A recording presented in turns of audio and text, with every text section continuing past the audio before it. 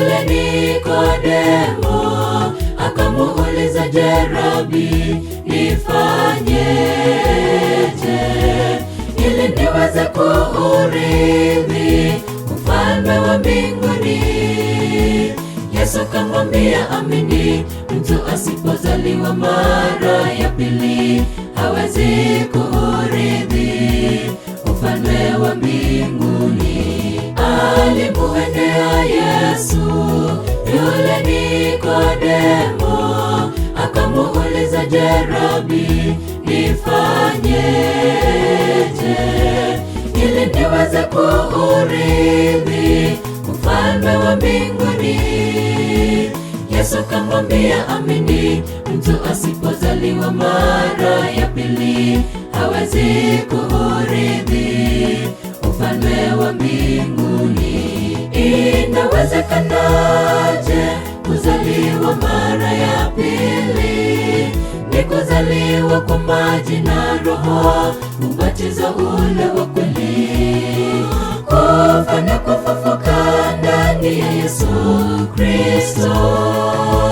Ya kale yamepita, tumekuwa viumbe vipya ndani yake Yesu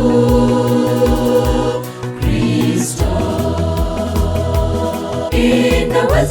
Inawezekanaje kuzaliwa mara ya pili? Ni kuzaliwa kwa maji na Roho, ubatizo ule wa kweli, kufa na kufufuka ndani ya Yesu Kristo. Ya kale yamepita, tumekuwa viumbe vipya ndani yake Yesu Kristo.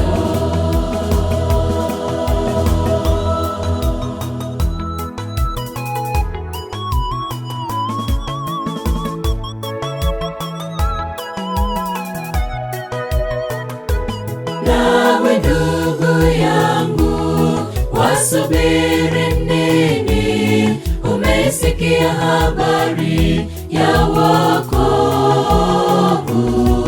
Ni vema umpe Yesu maisha yako, ubatizwe kwa maji mengi kama alivyobatizwa Mwokozi, ukaupate uzima wa milele.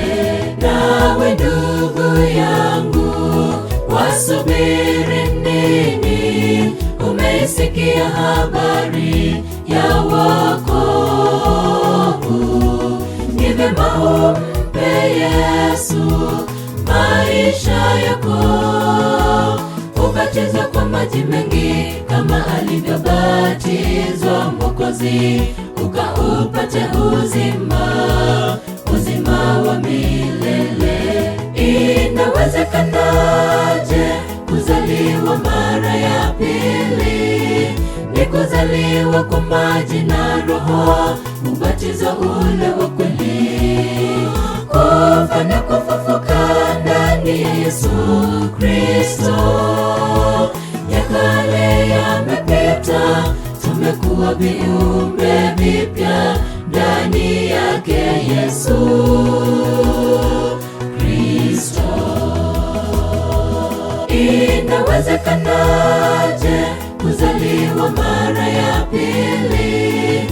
Ni kuzaliwa kwa maji na Roho, ubatizo ule wa kweli, kufa na kufufuka ndani ya Yesu Kristo. Ya kale yamepita, tumekuwa viumbe vipya ndani yake Yesu